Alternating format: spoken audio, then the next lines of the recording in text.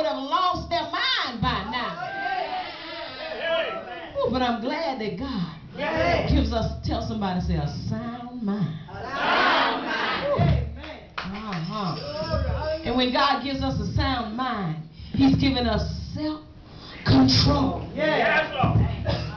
You ought to tell somebody, I thank God for self-control. Thank God for self-control. Amen. You know, all the saints can't say that. Amen. Amen. All the saints don't have self-control.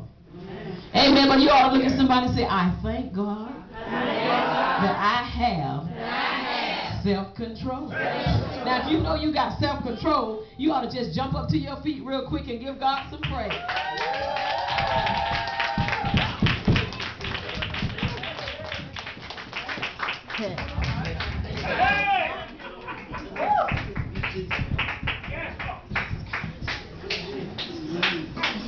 Something is going on. Okay.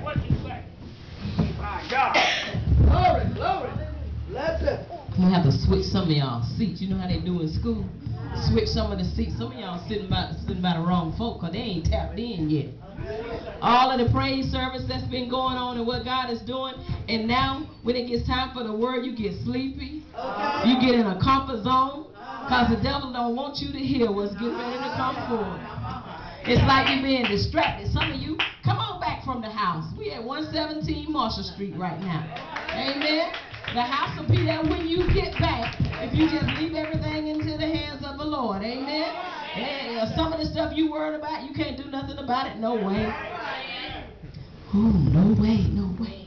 So I need somebody to just lift your hands. Amen. Hey, God. Yes, God. Somebody want to say, God, do it. God, do it for me, God. do it for me, God. See, somebody reaching out, somebody needs something. And I know it's deep because there's a little hindrance that want to just kind of rise in the midst. But the devil is a liar. Oh, my God. Somebody ought to say, God, do it for me. And you know what? If you don't want nothing, you ought to say, God, do it for my neighbor. See, nobody want to say that. Well, just say, God, do it for me and my neighbor. And you ought to just give him some praise up in here.